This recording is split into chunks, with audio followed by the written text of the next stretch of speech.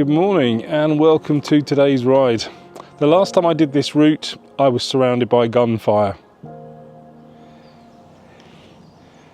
Today I've come to a place called Longmoor. It's only about half an hour's drive from where I live, and it's a place that I know very well indeed, but it's not somewhere that I've really ridden because it's all off-road. It's a very well-known kind of mountain bikers area. So I've brought my gravel bike and we're going to do a bit of off-road gravel cycling. Morning.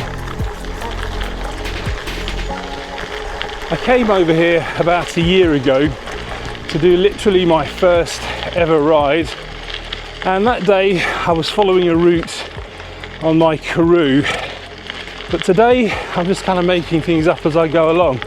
I did try and follow a route, but it immediately wanted to take me down some little dirt track that I just wasn't confident about riding, so I've switched it off. I'm just following my nose.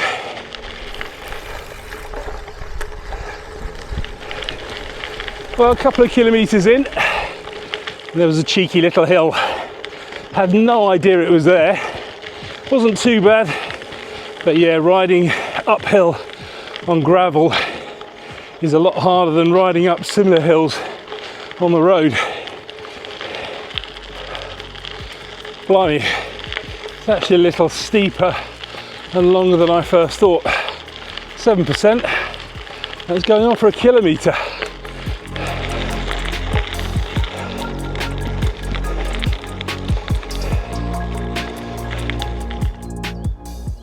Made it to the top of the climb here, and as you can see there are 5 possible tracks to take, and I've absolutely no idea where any of them go, so I'm just going to keep going in the direction that I'm already moving in. So I'm going to take this track just here, and hopefully that will take me somewhere interesting.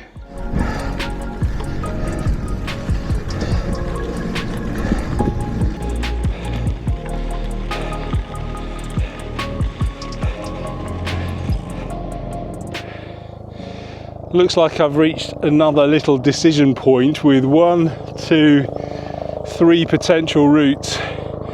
Yeah, it's a little bit confusing because the surface back there changed from the more gravel stuff to the sandy stuff, and I was finding that very hard going. My gravel skills aren't the best. It's probably a military helicopter looking for me as we speak. So yeah. Let's carry on. It's still that kind of sandy surface, but I'm just going to have to take things nice and easy.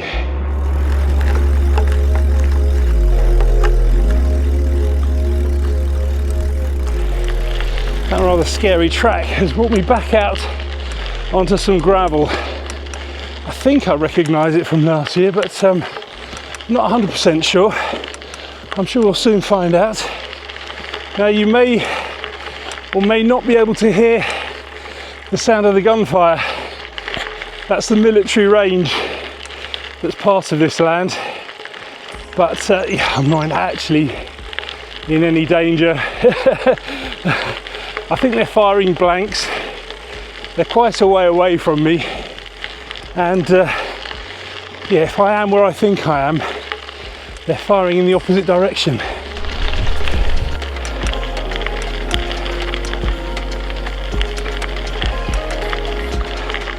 Should actually know this a lot better than I do, and that's because when I was a teenager I lived in the village of Liphook, which is just over the back here, and my mum in fact lived in Longmoor when she was a kid, and they used to come over here, her brothers and her sisters and her, and this is where they would kind of play in the woods. Okay, I kind of know where I am now because I've seen that tower many times from the train and from the road when I've been going past, but I didn't realise that the view from up here is absolutely stunning. Yeah, I never knew this place existed. Not at all. I'm really surprised. Now you may be wondering to yourself, how on earth am I getting these cool little shots when I'm cycling here all by myself? Well, the answer's very simple indeed. I'm using a drone, but it's not just any drone. I'm using the Hoverair X1 Pro. And the beauty of this drone is that it doesn't need a controller. It just uses very, very clever AI and image recognition to track me and to do its thing. To make it even simpler, the Hoverair X1 Pro has some very, very clever little flight modes. So it's got the orbit, where it just literally orbits around me. It has the bird eye, where it flies directly straight up above me. And then it has several kind of tracking modes. So there's a follow mode where it just locks onto my shape and follows me, and that's actually incredibly very, very effective because it's never ever once lost me. It also has like a forward tracking mode, and that's called dolly mode, so the drone flies ahead of me and gets a shot as I'm cycling along. And as you can see, the shots look absolutely incredible. The other really great thing about the Hoverair X1 Pro is its size. It's absolutely tiny. It's small enough to fold up and literally put in my jersey pocket. It only weighs about 190 grams, so I don't really feel that it's there. And it's just super compact and super easy to carry with me on most of my rides.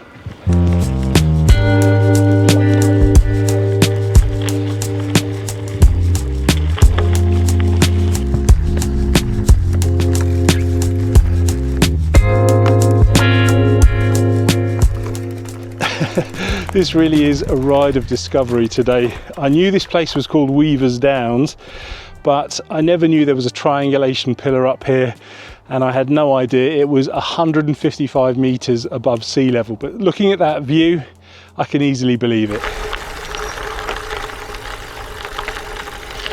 Now, although there looked to be another sandy track down, I didn't really want to take it. Like I said, my confidence on the sandy parts isn't that great, so I'm just taking the only other route, which is the road or the little gravel track that brought me back up to that tower. So I'm just descending back down now, but I think there might be another turn at the bottom here somewhere.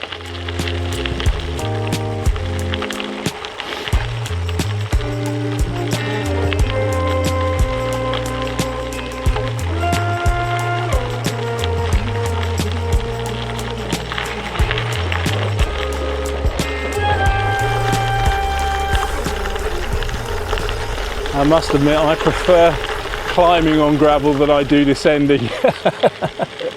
You're just a bit more in control of it when you're climbing. Hopefully this track will bring me out somewhere that I kind of recognise. According to my calculations, I must be somewhere very, very close to my granddad's old house. Yeah, the place where my mum grew up. So once I can see that, I should be able to get my bearings a bit more.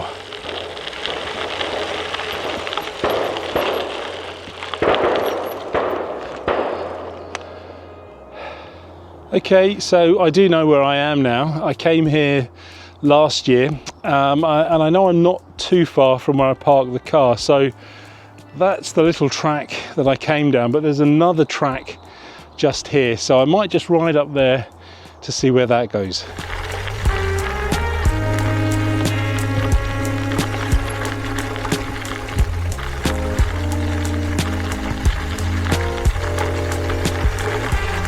Well, I didn't get very far, just descended down there. I'm only about 500 meters from that junction, and it gets very sandy, and there is just one hell of a monster climb just up there. I'll never make it up that. I expect some really experienced mountain bikers will do it, but no, not me, not today.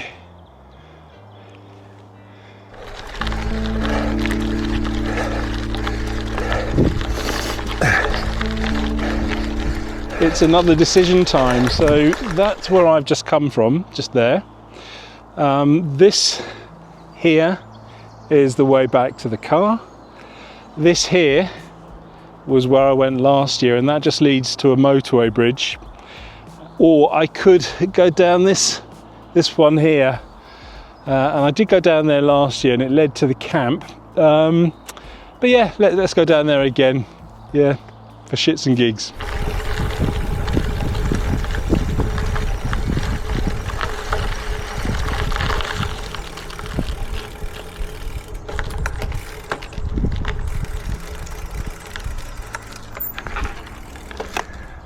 Blimey, looks like the bomb squad's had a go, literally.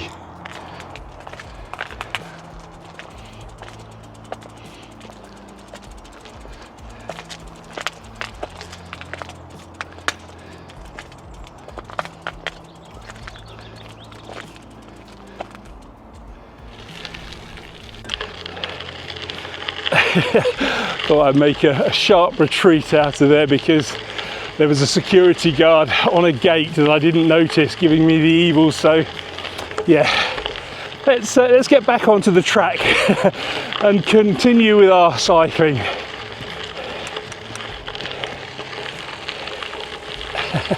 They must be doing some sort of military exercise on the land here as well, because I've just seen some soldiers in full camouflage gear digging themselves in. They're either not trying very hard or not doing very well, because I saw them, they're supposed to be hidden.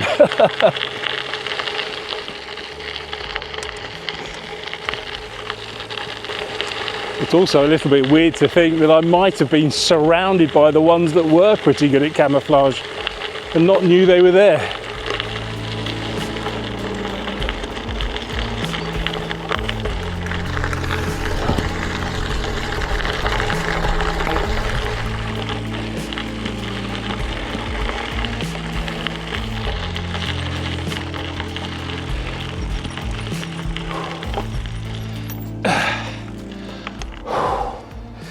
Well, there we go, that's today's ride done and dusted. Only about 11 kilometers, so not the longest ride in the world, but I did that over the course of 2 hours. Obviously I was testing the drone out and just exploring and having a bit of fun. If you'd like some more information about the Hoverair X1, I will leave a link to the website in the description below, but in the meantime, thank you for watching and I'll see you on the next one.